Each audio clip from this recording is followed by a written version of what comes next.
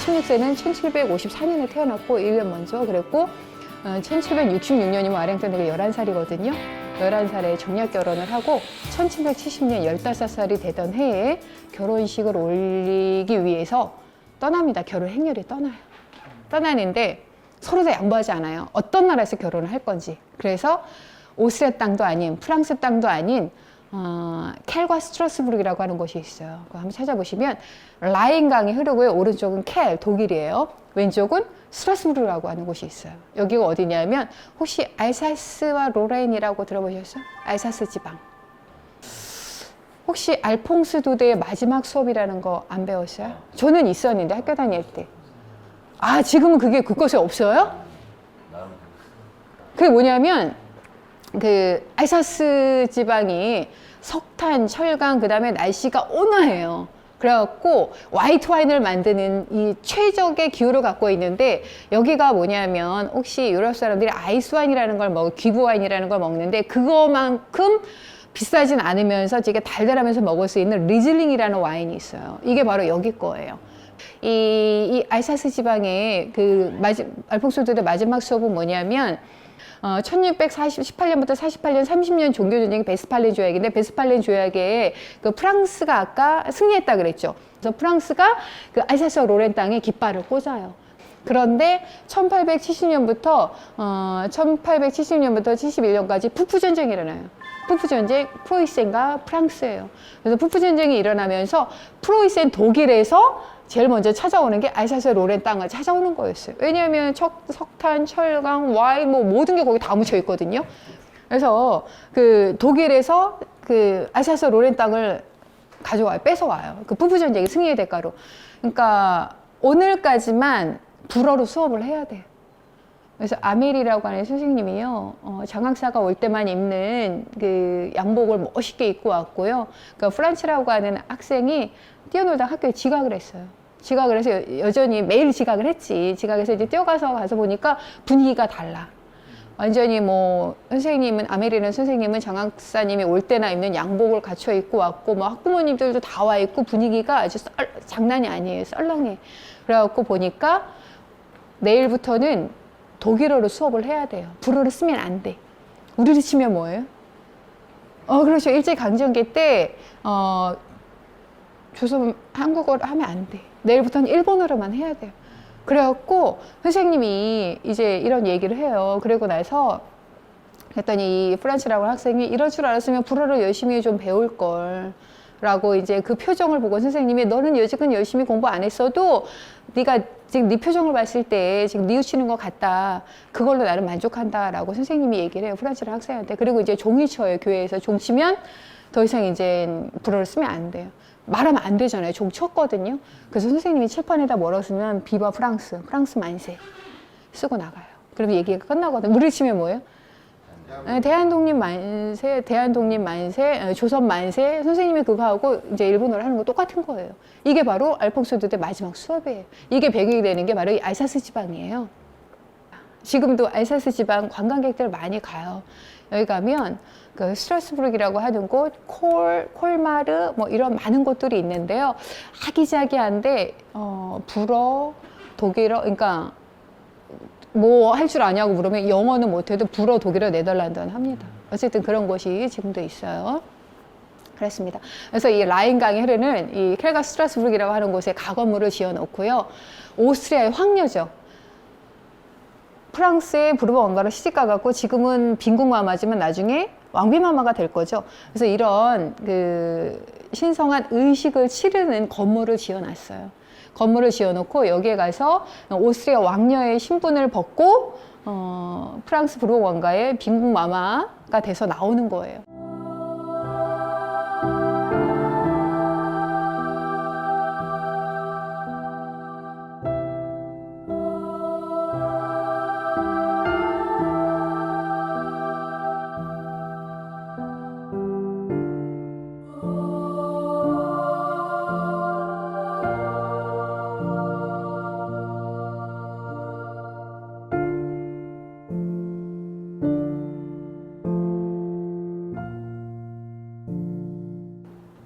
1770년이라는데 1749년 8월 28일 태어난 게 독일의 괴테예요, 괴테. 괴테가 1770년이면 뭐예요? 21살이죠. 대학생이에요. 그래서 괴테의 아버지는 귀족은 아니었는데 엄마가 귀족이었어요. 그래서 집안이 잘 살았어요. 그래서 오전 수업을 마치고 지금 가장 강대국이라고 한 두 나라의 그런 그 혼인 정책에 의해서 이런 걸 하는데 이게 우리 땅에서 있잖아요. 그래서 오전 수업을 마치고 거기를 가요. 가서 보니까 그 신성한 의식을 치르는 방에 그 우리로 치면 병풍이 이렇게 멋있게 병풍에 멋있게 그 쳐져 있는데 그 병풍의 내용이 유럽은 이제 병풍이 아니라 고블랭천, 아라스천, 테피스트리라 그래서 이렇게 벽장식하는 그 카페트가 있어요. 거기에 보면 그리스 로마 신화에 보면은 불행한 결혼 이야기에 대표된 이아손과 메데이아와 크레우사에 관계된 그리스 로마 신화 아주 불행하고 처절하게 복수하게 된 이 내용이 거기 수놓아져 있었던 거예요. 근데 이거를 보고 괴테가 놀래서 친구들이랑 같이 갔다 괴테만 이거를 봐요. 대문어답게. 그래서 보고 놀래갖고 나와요. 거기에서 그런 의식을 치릅니다. 치르고 나서 파리로 갔어요. 파리로 가서 이제 결혼식을 해요. 이때는 그 시할아버지죠. 시할아버지 루이 15세가 살아계셨어요. 근데 루이 15세는요. 초반에는 뽕파데르, 후반에는 디바리라고 하는 애첩이 2명이 있었어요. 이 애첩 2명이 치모폭에서 놀아났던 게 루이 15세이기도 해요.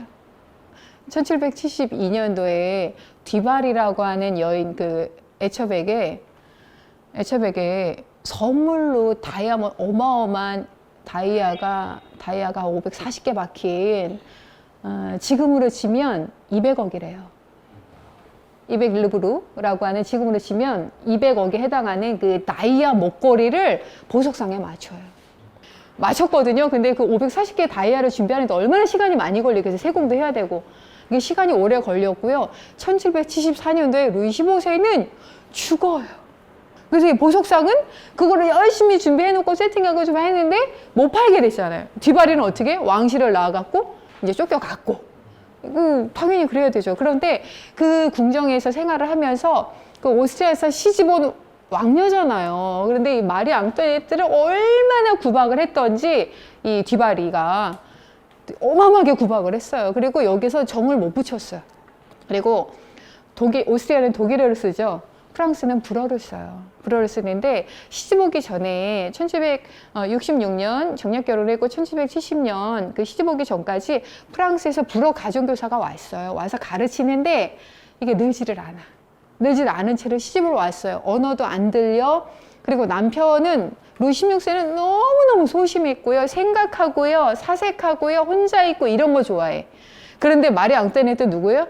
지금으로 치면 페리스 힐튼이에요. 페리스 힐튼. 감 잡았죠, 이제. 페리스 힐튼이에요. 사극의 여왕까지는 아니더라도 지금은 페리스 힐튼 정도로 막 그렇게 활동적이고 그런 걸 좋아해. 근데 내 남편은 안 찾아. 7년 동안 아기가 안 생겨요. 그러면 그럴수록 외로우면 외로울수록 어떻게 해요? 밤이 되면 어디로 가요? 마차를 타고요. 파리 시내 나가서 귀족들의 사교 모임장이라고 하는 살롱 캬바레가 있어요.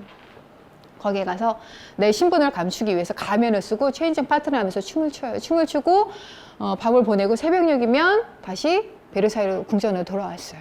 그런 생활을 했어요. 근데 친정에서 볼 때 엄마 마리아 테레지아도 그렇고 아니 시부간에 아기를 낳아야지 왕권을 이어가야지 아기를 안 낳는 거예요. 그래서 오빠가 와요. 마리아 테레지아의 첫 번째 오빠가 요셉 2세인데요. 와갖고 말해서 매제죠.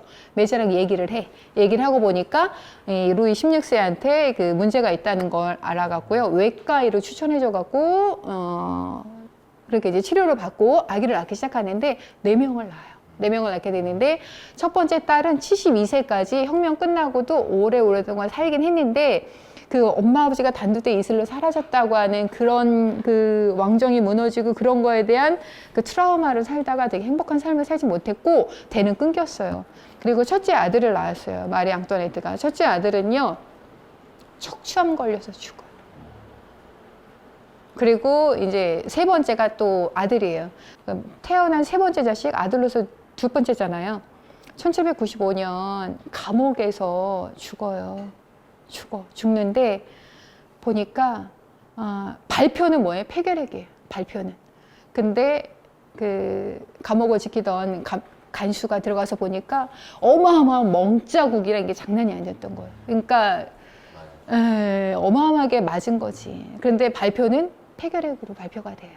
그리고 딸 또 이제 네 명 낳았다 그랬는데 막내가 이제 또 딸이거든요. 첫째랑 막내가 딸이야. 이 딸은 태어난 지 1년도 안 돼서 죽어. 그래서 마리 앙뚜아네트 루이 16세는 이어지진 않았거든요. 혈통이 이어지진 않는데 그 혁명이 일어나면서 그 처형당하기 2년 전에 초상화를 하나 남기게 돼요. 사진을 남기게 되는데 마리 앙뚜아네트의 슬픈 얼굴, 그다음에 3명의 자녀, 그다음에 막내가 1년도 못 살고 살았던 그 있었던 요람 있죠, 요람의 그 뚜껑을 검정색, 우리 상복을 뜻하는 검정색으로 그리게 했어요. 그래서 그 초상화가 지금 인터넷 치면 나올 거예요. 마리 앙뚜아네트 초상하면 그렇게 나와요.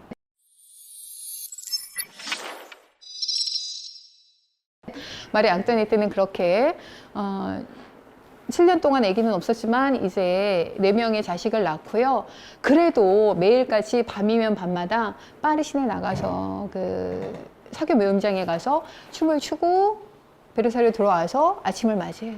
근데 이 밤이면 밤마다 나가서 가면을 쓰고 춤을 추는데요. 한 남자를 만나요. 스페인에서 온 스페인의 귀족이었는데 이 페르셀이라는 백작을 만나게 돼요. 근데 나중에는 서로의 신분을 알아요. 알지만 가면을 쓰고 그거는 묻는 게 예의가 아니죠. 그래서 신분을 감춘 채 계속 만나는데요. 마리 앙뚜아네트 입장에서 볼 때 내 옆에 있는 이 한나라의 왕이었던 루이 16세보다 나는 이 남자를 더 사랑했어요. 이 남자를 더 사랑했고 이 남자는 되게 진취적이었고 모든 거를 마리 앙뚜아네트에서 다 해줬어요.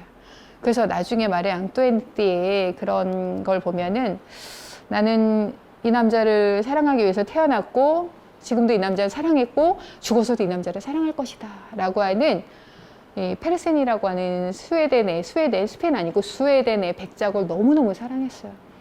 그랬거든요. 그런데 그렇게 엄마가 마리아 테레지아 엄마가 마리 앙뚜아네트 엄마 친정에서 계속 편지를 보내요. 너는 지금 그럴 때가 아니다. 너의 백성을 돌봐야 된다. 지금 너의 외로움을 달래기 위해서 그런 걸 하면 안 된다. 라고 합니다. 그러다가 여기에 그 목걸이, 아까 말씀드렸던 그 목걸이 사건이 일어나게 돼요. 보석상에서는 목걸이를 팔아야 돼. 팔아야 되는데 한 못된 귀족 부인이요. 저 목걸이가 탐나.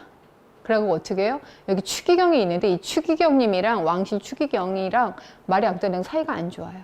그래갖고 이 못된 귀족 부인이 추기경님을 찾아가서 저 왕비마마가 그 목걸이를 갖고 싶어 합니다. 그 목걸이를 추기경님 선물을 하시면 그 관계가 좋아지지 않을까요? 라고 거짓말을 해요. 그래서 거짓말을 했는데 추기경님이 이거 넘어가요. 그래서 그 목걸이를 뭐 현금은 아니지만 주고 어쨌든 그렇게 사기를 하는데 이 못된 귀족 부인은요 이게 짠 거잖아요. 거짓말이잖아요. 그래갖고 자기가 그거 가져다가 도망가요. 도망갔고 추기경님은 결국은 아니 보석상도 돈을 받아야 되는데 돈은 못 받아. 그리고 추기경님은 왕비마마 내가 그 선물했으면 나한테 뭔가 이렇게 뭔가 액션이 있을 때 없어. 그쵸? 그래서 알고 봤더니 그런 일이 일어난 거예요. 그래서 추기경님은 결국은 추기경직에서 이렇게 내려오게 되고요. 내려오게 되고 이 못된 이 귀족 부인은요 그거를 분해해 갖고 팔았어요. 그래서 목걸이 사건으로 인해서 그렇지 않아도 왕실에서 발붙일 데가 없었고 그 너무너무 그 루이 15세의 뽕파드르 뒤바리의 그런 그 구박에 언어도 안 통해 정도 못 붙였는데 이 목걸이 사건으로 인해서 이 더 민심을 잃게 돼요. 민심을 잃고 아까 말씀드린 미국이 독립하려고 하니 그렇지 않아도 프랑스는 루이 15세 때부터 루이 14세 말부터 국고가 비어가기 시작해서 너무나 많은 전쟁을 하면서 다 쏟아붓기 때문에 그런데요.